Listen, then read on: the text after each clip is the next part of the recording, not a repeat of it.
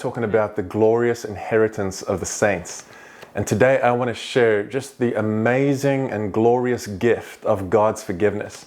And I want to share three different aspects of the forgiveness of God that every Christian needs to understand.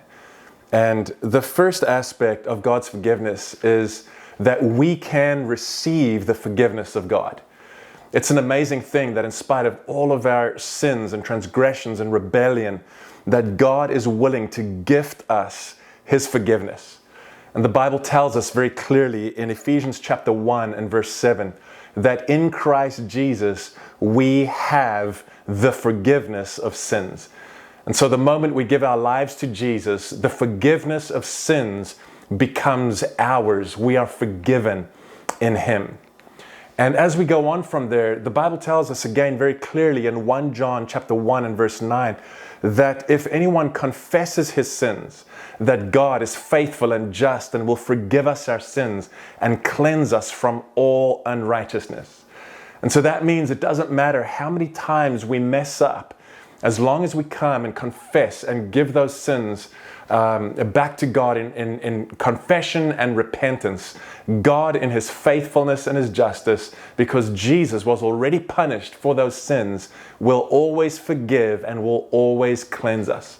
In the New Covenant, God is so committed to removing sin from us that it says in Hebrews chapter 10 and verse 17, He says that God will remove our sins from us and that He will remember our sins no more. An amazing thing that the omniscient God, the all-knowing God, will choose to blot out our sins in such a way that He would basically say, I'm not even going to remember them anymore. And finally, in Psalm 103, the psalmist is very clear. He says, remember the Lord, do not forget His benefits, who forgives all of our sins. And a few verses later in verse 12, he says, He removes our sins from us as far as the east is from the west, meaning that He completely disassociates us from our sins. And so it's a glorious thing to be able to receive the forgiveness of God. And I want to encourage you to make sure in your walk with God that you do not neglect this amazing gift of God's forgiveness, but that you learn to receive His forgiveness and not walk in condemnation.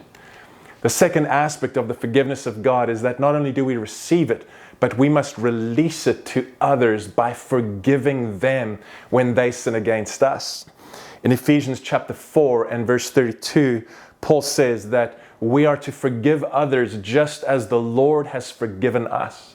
Our measure in forgiving others is not what they did to us, but the sin that we committed against God that He forgave us for.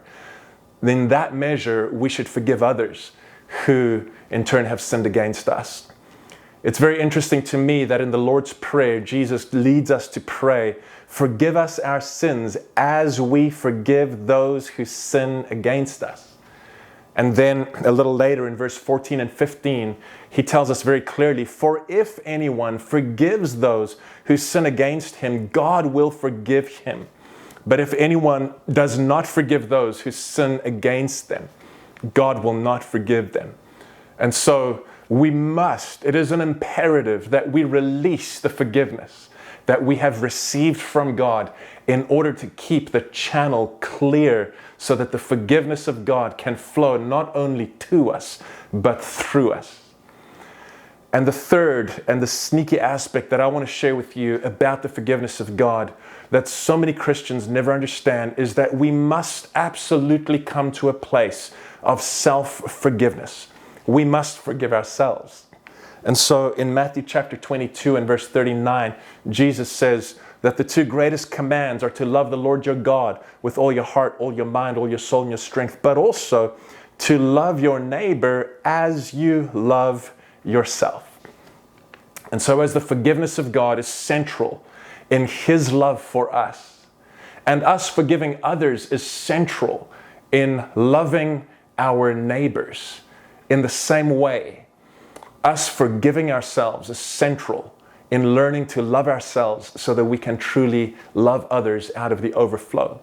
So often we can accept the forgiveness of God and we can forgive others that have sinned against us. But sometimes there are things in our own lives that we just have a hard time forgiving ourselves for.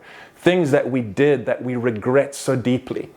And I want to encourage you to face those regrets, face that shame within yourself, and speak to yourself the forgiveness of God and say, as God has forgiven me, and as I have forgiven others who have sinned against me, so also I forgive myself, so that this glorious gift of the forgiveness of God can flow to you, can flow inside of you, and can flow through you, and the love of God can be realized because His forgiveness has made it possible. Amen. Let's pray. Father, I thank you so much for your amazing gift of forgiveness. I pray that we would not neglect to receive your forgiveness, to release your forgiveness to others, and to forgive ourselves so that we may walk in the freedom that you paid to provide to us with the blood of Jesus. In your mighty name we pray. Amen. Amen.